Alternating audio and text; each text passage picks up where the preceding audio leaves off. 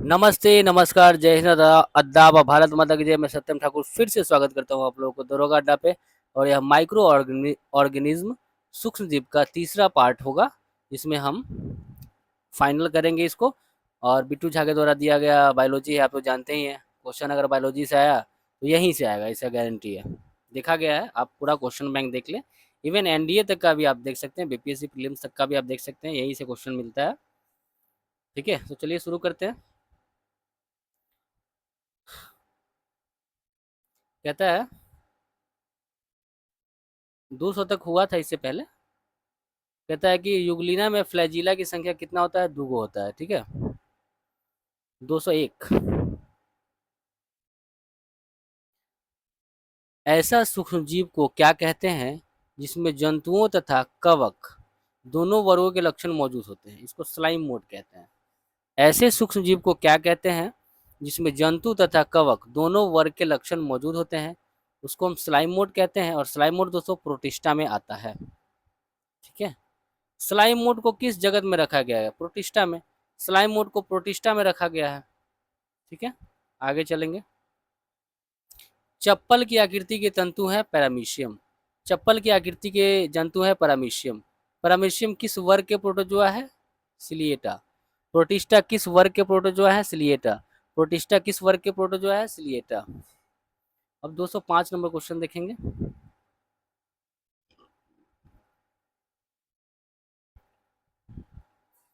कहता है पैरामीशियम का प्रचलन अंग सिलिया होता है।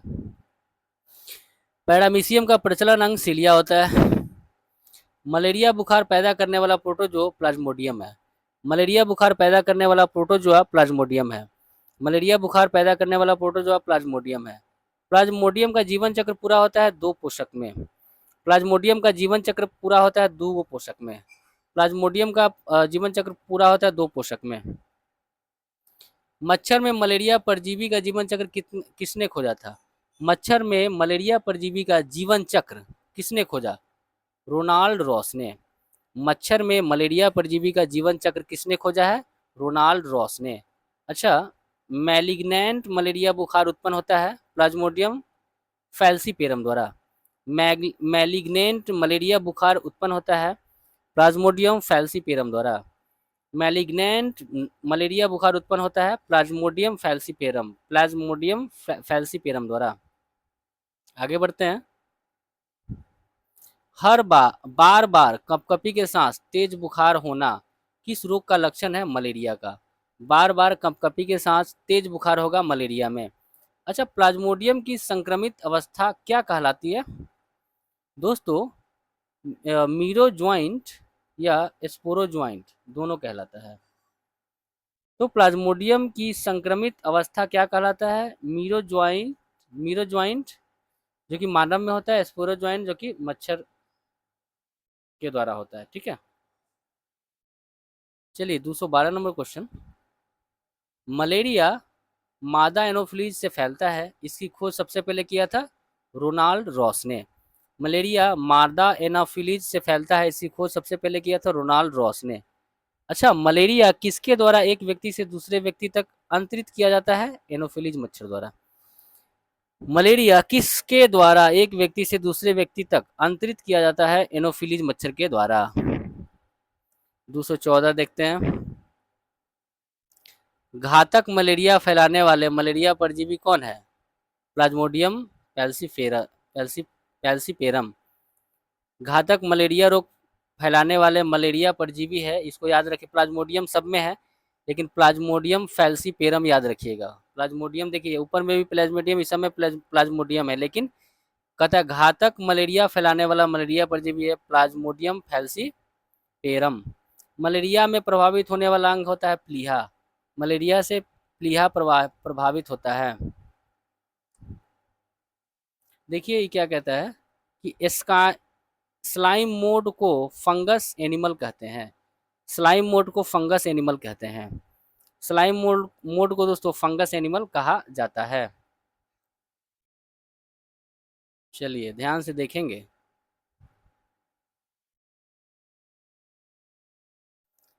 एक 216 नंबर क्वेश्चन कहता है मलेरिया तथा डेंगू में क्या समानता नहीं है? देखिए, मलेरिया तो एनाफिलीज मच्छर से फैलता है और डेंगू एडिज या टाइगर मच्छर से फैलता है, आप जानते हैं। मलेरिया एनोफिलीज मच्छर से फैलेगा और डेंगू एडिज इजिप्ट मच्छर या टाइगर मच्छर से फैलता है। तो क्या समानता नहीं है? तो मच्छर की प्रजाति समानता नहीं है, दोनों अलग अलग मच्छर से फैलता है। कहता है रोगों को फैलाने वाले कीटों मच्छरों को क्या कहा जाता है? वेक्टर। रोगों को फैलाने वाले कीटों मच्छरों को कहते हैं वेक्टर।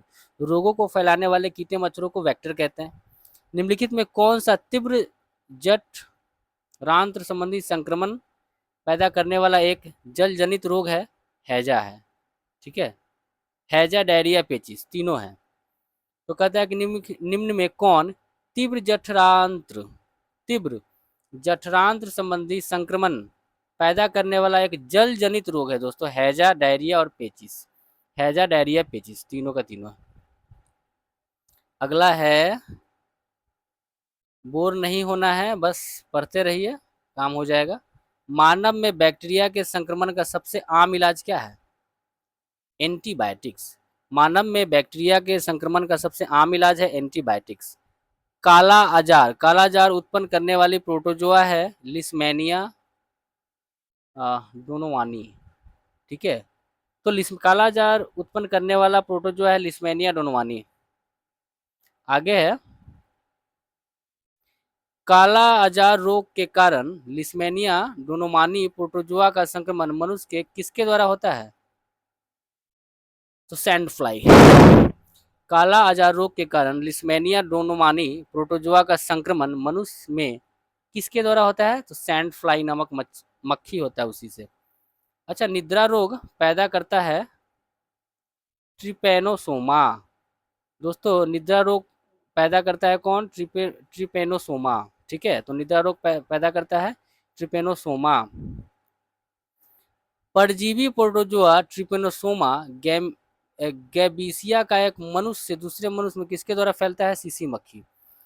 परजीवी प्रोटोजोआ ट्रिपनोसोमा परजीवी प्रोटोजोआ ट्रिपनोसोमा गैम्बीसिया एक मनुष्य से दूसरे मनुष्य में किसके द्वारा फैलता है? सीसी मक्खी के द्वारा। अच्छा, निम्नलिखित में किस परजीवी प्रोटोजोआ को जीवन चक्र पूरा करने के लिए दो पोषक की जरूरत होता है? पोषक माने होस्ट, तो हो जाएगा प्लाज्मोडियम, लिस्मेनिया, ट्रिपोनोसोमा, तीनों की आवश्यकता पड़ती है। क्वेश्चन था कि निम्नलिखित में किस परजीवी प्रोटोजोआ का जीवन चक्र पूरा करने के लिए दो पोषक की जरूरत होता है? तो प्लाज्मोडियम, लिस्मेनिया, ट्रिपोनोसोमा। आगे देखेंगे, मनुष्य के शरीर में एंट अमीबा हिस्टोलेटिका कहाँ पाया जाता है? आंत में। मनुष्य के शरीर में एंट amoeba histolytica, anti amoeba histolytica पाया जाता है आंत में। एंटी एमीबा हिस्टोलेटिका पाया जाता है आंत में, ठीक है। और यह जो है आंत में जाकर पेचिश रोग फैला देता है। 226 नंबर क्वेश्चन देखेंगे। कहता है कि पेचिश या एमीबायसिस अमीबोसिस पेचिश या एमीबायसिस के लिए उत्तरदायी प्रोटोजोआ कौन सा है? तो एंटी अमीबा। तो पेचिश या अमीबोसिस के लिए उत्तरदायी प्रोटोजोआ कौन है? एंट अमीबा। एंट अमीबा हिस्टोलेटिका के संक्रमण अवस्था को क्या कहते हैं? सिस्टिक। एंट अमीबा हिस्टोलेटिका के संक्रमित अवस्था को क्या कहते हैं? सिस्टिक। एंट अमीबा हिस्टोलेटिका के संक्रमण को दोस्तों कहते हैं सिस्टिक। अगला है 228 नंबर क्वेश्चन। किसकी आकृति निश्चित नहीं होती है? आकृति पल पल बदलती है। अमीबा का और डब्ल्यूबीसी का। अमीबा और डब्ल्यूबीसी का दोस्तों आकृति हमेशा बदलती रहती है, निश्चित नहीं रहती है। अमीबा का प्रचलन अंग उत्पाद होता है। अमीबा का प्रचलन अंग उत्पाद होता है। फ्लैजिला का प्रचलन अंग युगलीना होता है। फ्लैजिला का प्रचलन अंग युगलीना होता है। सिलिया का पैरामीशियम होता है, ठीक है। तो आपने देखा कि अमीबा का प्रचलन अंग कौन है? कुटपाद है। फ्लैजिला का युगलीना है और सिलिया का दोस्तों पैरामीशियम होता है। आगे बढ़ते हैं। अमीबा में कूटपाद किसके लिए महत्वपूर्ण है? अमीबा में जो कूटपाद है वो किसके लिए महत्वपूर्ण हो जाता है? तो भोजन ग्रहण करने तथा प्रचलन के लिए। अमीबा में जो कूटपाद होता है ना, वो महत्वपूर्ण होता है भोजन ग्रहण करने और प्रचलन के लिए। अच्छा, मलेरिया परजीवी तथा अमीबा को किस श्रेणी में रखा जाता है? प्रोटोजोआ में। मलेरिया परजीवी और अमीबा को किस श्रेणी में रखा जाता है? प्रोटोजोआ में। ठीक है, इसको याद रखिएगा। कहता है कि मनुष्य के आंत में रहने वाला एक कोशिकीय अरोगजनक परजीवी प्रोटोजोआ है। कहता है दोस्तों, फिर से समझिएगा कि मनुष्य के आंत में रहने वाला एक कोशिकीय अरोगजनक परजीवी प्रोटोजोआ है ई कोलाई। मनुष्य के आंत में रहने वाला एक कोशिकीय अरोगजनक परजीवी प्रोटोजोआ है ई कोलाई। ठीक है। अब कहता है निम्नलिखित में कौन प्रोटोजोआ प्रकाश उत्पन्न करता है? निम्नलिखित में कौन सा प्रोटोजोआ प्रकाश उत्पन्न करता है? नोक्टिल्यूका। निम्नलिखित में कौन सा प्रोटोजोआ प्रकाश उत्पन्न करता है? तो नोक्टिल्यूका। निम्नलिखित में कौन सा प्रोटोजोआ प्रकाश उत्पन्न करता है? नोक्टिल्यूका। आगे बढ़ते हैं। 234 नंबर क्वेश्चन कहता है कि निम्नलिखित में कौन प्रकाश संश्लेषी प्रोटिस्टा है? प्रकाश संश्लेषी प्रोटिस्टा दोस्तों डायनोफ्लैजिलेट्स है, डायटम है और यूग्लिनाइड है। निम्नलिखित में कौन प्रकाश संश्लेषी प्रोटिस्टा है? डायनोफ्लैजिलेट्स है, डायटम है और यूग्लिनाइड है। निम्नलिखित में कौन प्रकाश संश्लेषी प्रोटिस्टा है? Dinoflagellates, diatom, euglenoid. ये सारा का सारा वही है, प्रकाश संश्लेषी प्रोटिस्टा है। अच्छा, प्रोटिस्ट जीवों के कोशिका में पाए जाने वाला संकुचनशील रिक्तिका का क्या कार्य होता है? दोस्तों उत्सर्जन और जल संतुलन। कहता है कि प्रोटिस्टा जीवों के कोशिका में पाए जाने वाला संकुचनशील रिक्तिका का क्या कार्य होता है? तो उत्सर्जन करना और जल संतुलन करना, यही उसका कार्य होता है। ठीक है, थोड़ा सा छोटा करके इसको देखेंगे। कहता है कि सैलिया, फ्लैजिला और कुटपाद मुख्य रूप से प्रचलन अंग है, परंतु इसके अतिरिक्त ये भोजन ग्रहण करने में भी सहायक होते हैं। तो क्या कहा? सैलिया, फ्लैजिला और कुटपाद। ठीक है, चलिए 136 नंबर क्वेश्चन देखेंगे।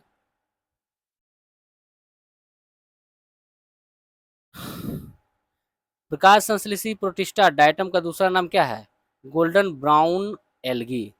प्रकाश संश्लेषी जो प्रोटिस्टा है डायटम, प्रकाश संश्लेषी प्रोटिस्टा डायटम, प्रकाश संश्लेषी प्रोटिस्टा डायटम, इसका दूसरा नाम क्या है? Golden brown algae, golden brown algae.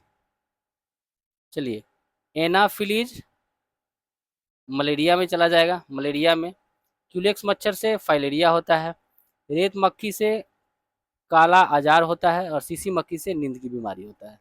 फिर से देखिएगा, एनोफैलिज से मलेरिया होगा, एनोफैलिज मच्छर से मलेरिया होगा, क्यूलेक्स मच्छर से फाइलेरिया होगा, क्यूलेक्स मच्छर से फाइलेरिया, रेत मक्खी से काला आजार, रेत मक्खी से काला आजार और सीसी मक्खी से नींद की बीमारी होगा। कहता है बेसन टेस्ट परीक्षण किस रोग के लिए किया जाता है? बेसन टेस्ट परीक्षण प्लेग के लिए किया जाता है। बेसन टेस्ट परीक्षण प्लेग के लिए किया जाता है। टाइफाइड में कौन सा अंग प्रभावित होता है? आंत। सूक्ष्म एक कोशिकीय जीव जो पानी में पाए जाते हैं उन्हें क्या कहते हैं? उसको दोस्तों हम इलेक्ट्रॉन कहते हैं। सूक्ष्म एक कोशिकीय जीव जो पानी में पाए जाते हैं उसको हम इलेक्ट्रॉन कहते हैं। चलिए, कवक के अध्ययन को दोस्तों, कवक का अध्ययन माइकोलॉजी और शैवाल का अध्ययन फाइकोलॉजी। कवक का अध्ययन माइकोलॉजी और शैवाल का अध्ययन फाइकोलॉजी। वनस्पति जगत के गैर हरित विषम पोषित पौधे कौन से होते हैं? कवक। वनस्पति जगत के गैर हरित विषम पोषित पौधे कौन से होते हैं? कवक। कवक में किस प्रकार का पोषण होता है? तो विषम पोषी होता है। कवक में दोस्तों विषम पोषी होता है, कवक में विषम पोषी होता है। ये भी दरोगा वाला में एग्जाम में पूछा हुआ था। सारे क्वेश्चन दोस्तों यहीं से आते हैं। सभी कवक सदैव होते हैं विविध पोषी। सारा का सारा कवक होता है विविध पोषी। सारा का सारा कवक कैसा होता है? विविध पोषी होता है। कहता है कौन सा एक सही नहीं है, कौन सा गलत है? देखिए, कवक सहजीवी होता है, बात सही है। कवक सहजीवी होता है, ये बात सही है। कवक मृतजीवी होता है, ये बात भी सही है। कवक परजीवी होता है, ये बात भी सही है, लेकिन कवक कभी भी स्वपोषी नहीं होता है, इसको याद रखेंगे। कवक सहजीवी होता है, कवक मृतजीवी होता है, कवक परजीवी होता है, तीनों का तीनों सही है, लेकिन कवक स्वपोषी होता है, ये बात बिल्कुल भी सही नहीं है, गलत है। कवक में भोजन का रूप होता है ग्लाइकोजन। कवक में भोजन का रूप क्या है? ग्लाइकोजन है। कवक द्वारा रिजर्व भोज पदार्थ किस रूप में संचित रहते हैं? ग्लाइकोजन के रूप में। कवक द्वारा रिजर्व भोज पदार्थ किस रूप में संचित रहते हैं? ग्लाइकोजन के रूप में। कवकों की कोशिका भित्ति किसकी बनी होती है? काइटिन और हेमीसेलुलोज की। कवक की कोशिका भित्ति काइटिन और हेमीसेलुलोज की बनी होती है। कवक की कोशिका भित्ति काइटिन और हेमीसेलुलोज की दोस्तों बना होता है। कवक की कोशिका भित्ति किस चीज की नहीं बनी होती है? पैक्टिन की नहीं बनी होती है, लेकिन कवक की कोशिका भित्ति काइटिन, कैलोज और सेलुलोज का बना होता है, लेकिन पैक्टिन का नहीं बना होता है। कौन एक कोशिकीय कवक है? ईस्ट। ईस्ट दोस्तों एक कोशिकीय कवक है। ईस्ट जो है वो एक कोशिकीय कवक है। पेनिसिलियम क्या है? कवक है। पेनिसिलियम क्या है? कवक है। पेनिसिलियम दोस्तों कवक है। पेनिसिलियम एक कवक है। कहता है कि डबल रोटी मतलब पाव रोटी के निर्माण में काम आने वाला कवक सैक्रोमाइसिन सेरेविसी, जिसको ईस्ट बोलते हैं। सैक्रोमाइसिस सेरेविसी, जिसको ईस्ट बोलते हैं। तो डबल रोटी के निर्माण में काम आने वाला कवक कौन है? सैक्रोमाइसिस सेरेवेसी, जिसको ईस्ट कहते हैं। ठीक है, तो ध्यान रखेंगे। जब गेहूं के गुथे हुए आटे में ईस्ट कोशिका मिलाई जाती है तो डबल रोटी कोमल और छिद्रयुक्त हो जाती है, क्योंकि काहे हो जाता है? क्योंकि CO2 का उत्पादन कर क्योंकि CO2 का उत्पादन कर रोटी को स्पंजी बना देती है। क्योंकि CO2 का उत्पादन कर रोटी को स्पंजी बना देता है। ठीक है, अगला है कि ईस्ट में कायिक जनन किसके द्वारा होता है? मुकुलन द्वारा। और यह ईस्ट में ना अलैंगिक जनन होता है। तो कहता है कि ईस्ट में कायिक जनन किसके द्वारा होता है दोस्तों? वो होता है मुकुलन के द्वारा। आगे बढ़ते हैं। कहता है कि पेंसिलिन की खोज किसने किया था? अलेक्जेंडर फ्लेमिंग ने। पेंसिलिन की खोज अलेक्जेंडर फ्लेमिंग ने किया था। औद्योगिक स्तर पर पेंसिलिन किस कवक से प्राप्त किया जाता है? कवक किस पेंसिलिन से प्राप्त किया जाता है दोस्तों? तो वह प्राप्त किया जाता है पेंसिलियम क्राइसोजेनम से। पेंसिलिन प्राप्त करते हैं पेंसिलियम क्राइसोजेनम, पेंसिलियम क्राइसोजेनम से। ठीक है, एक नोट से ऊपर इसको देखिए। देखिए खाने योग्य जो कवक है दोस्तों, खाने योग्य कवक रोमेरिया का क्लेबेसिया और एगेरिकस। ठीक है, तो रोमेनिया मशरूम प्रजाति का होता है। रोमेरिया मशरूम प्रजाति का कवक है जो खाने योग्य होता है। कसबेसिया भी है खाने योग्य और एगेरिकस भी खाने योग्य है। ठीक है, अगला क्वेश्चन है कि अलेक्जेंडर फ्लेमिंग ने प्रथम प्रतिजैविक पेंसिलियम किससे प्राप्त किया था? पेंसिलियम नोटम से। अलेक्जेंडर फ्लेमिंग ने प्रथम प्रतिजैविक पेंसिलिन किससे प्राप्त किया था? तो पेंसिलियम नोटम से। प्रथम खोजा गया एंटीबायोटिक कौन सा है? पेंसिलिन। प्रथम खोजा गया एंटीबायोटिक कौन सा है? पेंसिलिन। प्रथम खोजा गया एंटीबायोटिक कौन है? पेंसिलिन है। ठीक है, विस्तृत स्पेक्ट्रम प्रतिजैविक किससे उत्पन्न होता है? स्ट्रेप्टोमाइसिस से। विस्तृत स्पेक्ट्रम प्रतिजैविक किससे प्राप्त होता है? स्ट्रेप्टोमाइसिन से। विस्तृत विस्तृत स्पेक्ट्रम प्रतिजैविक किससे प्राप्त होता है? स्ट्रेप्टोमाइसिन से। स्ट्रेप्टोमाइसिन प्रतिजैविक को किसने पृथक किया था? वॉक्समैन ने। स्ट्रेप्टोमाइसिन प्रतिजैविक को किसने पृथक किया था? वॉक्समैन ने। ठीक है, इसको याद रखिएगा। कवक के बारे में कौन सा कथन गलत है? कवक की भित्ति हेप्टोसेलुलोज की बनी होती है। गलत है। देखिए कवक की जो भित्ति है ना हेमीसेलुलोज की बनी होती है। कवक यूकैरियोटिक जीव है, सही बात है। कवक में जनन विषाणुओं द्वारा होता है, ये भी सही है। कवक का शरीर हाइफी का बना होता है, ये बात भी सही है।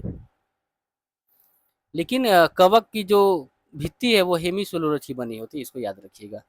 निम्नलिखित में किसमें क्लोरोफिल नहीं पाया जाता है? कवक में क्लोरोफिल नहीं पाया जाता है। दोस्तों कवक में क्लोरोफिल नहीं पाया जाता है। वृक्ष के छाल पर उगने वाले कवक को कहते हैं, दोस्तों वृक्ष के छाल पर उगने वाला कवक को कोटिकोलस कहा जाता है।